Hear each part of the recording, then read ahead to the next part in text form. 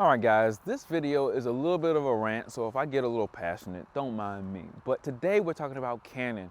Why are your hot shoes falling off of your cameras, specifically your EOS R cameras?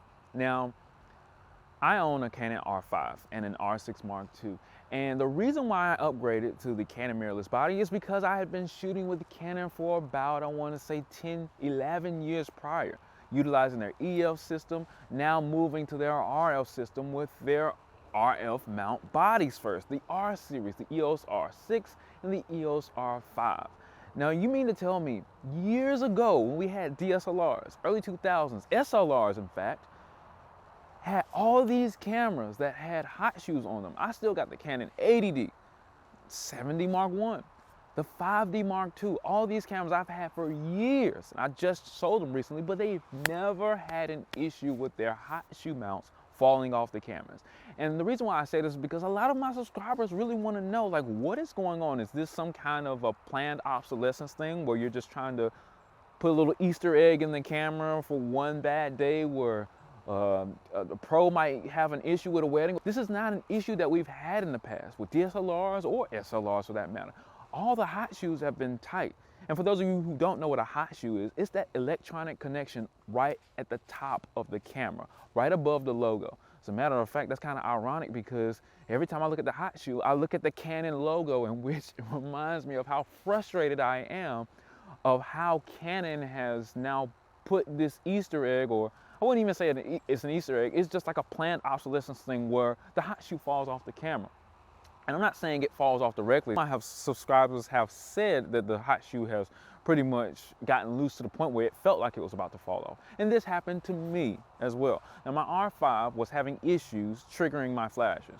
Now, for those of you who don't know, I do portraits with strobes on top of my hot shoe. I put a Ninja 5 monitor on top of my hot shoe, and I do receivers, all these other things. I do quite a bit of things with my hot shoe, and I have to lock it down. So you gotta, turn it tight because you don't want it to fall off while you're shooting. The 70 Mark I, I've never had an issue with triggering stuff off my hot shoe, along with the 80D and the 5D Mark II. All of these are DSLRs. But I guess somewhere around the production chain, Canon was like, oh, we're just gonna stop putting Loctite on our screws for our hot shoe. And you might be saying, well, how do you know that, Devin? Well, I had to open my Canon EOS R5, one of the harshest feelings in my body, because think about it. As a pro, we're going out to weddings, we're going out to video events, and all these other events that we gotta do.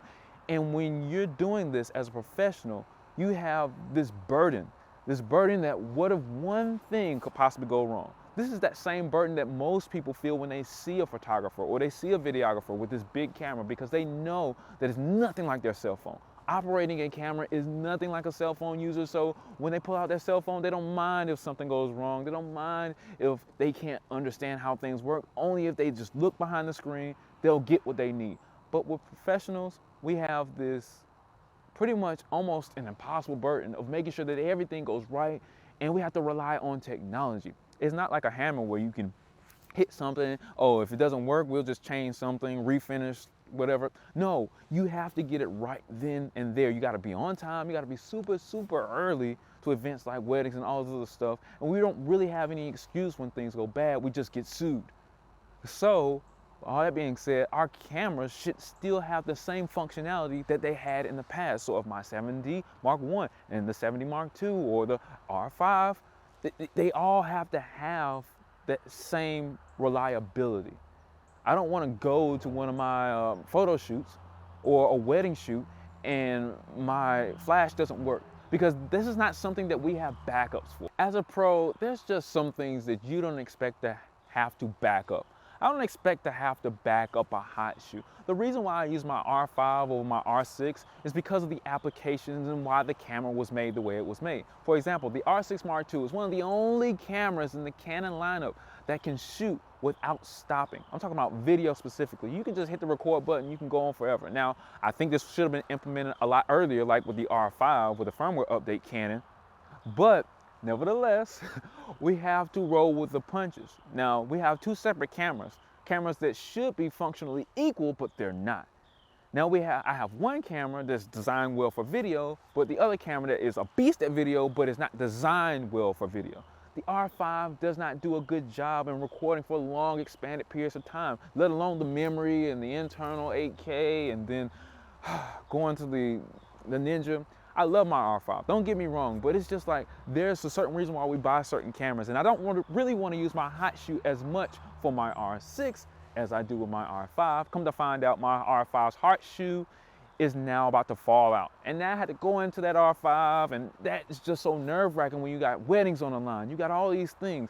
And what if somebody gets famous, or you become very, very popular as a photographer and you photograph for somebody famous, you video for somebody famous. There's a whole bunch of things that you can't afford. The last thing you want to do is get home and not be able to edit your pictures because the flash didn't enact, and you didn't know why the flash didn't work, and you thinking it's the flash batteries, and then you end up replacing your flash with other things because your camera wasn't supposed to do what it was supposed to do in the first place, because the brand, they didn't go through the screws with Loctite when the manufacturer manufactured it and put it out.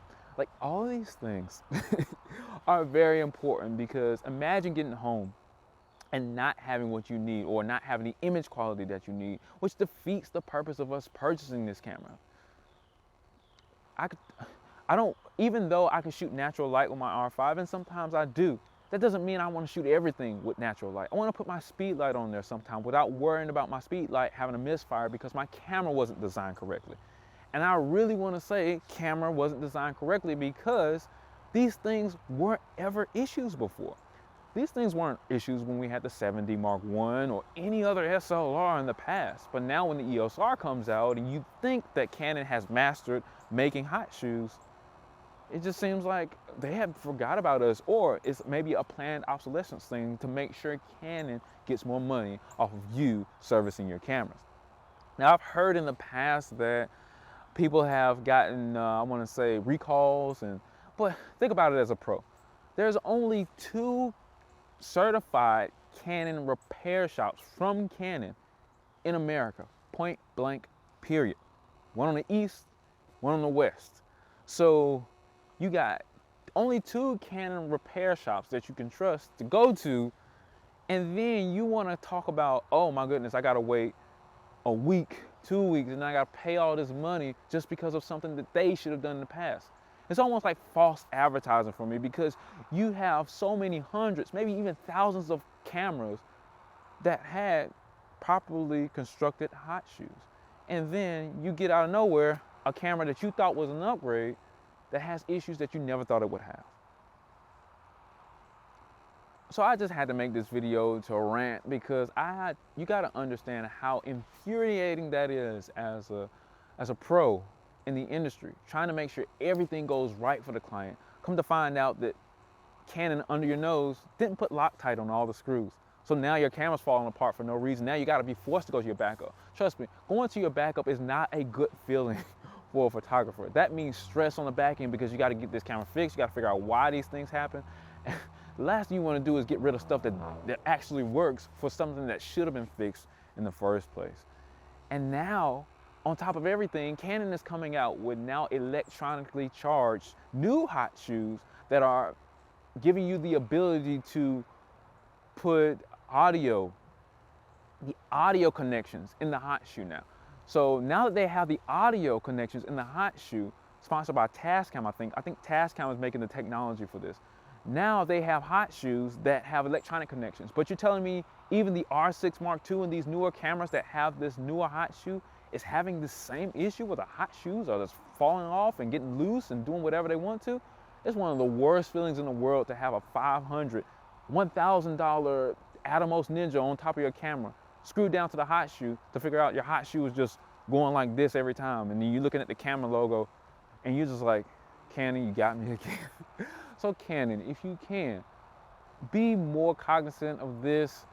Put out more and more statements about the hot shoe, because this is a huge problem for those of us who actually use our cameras and use it as like a modular device where you can put other things onto it. We love Canon, we love Sony, we love all these manufacturers, even though we compete against them all the time. We actually love them low-key, because they bring photography to the masses.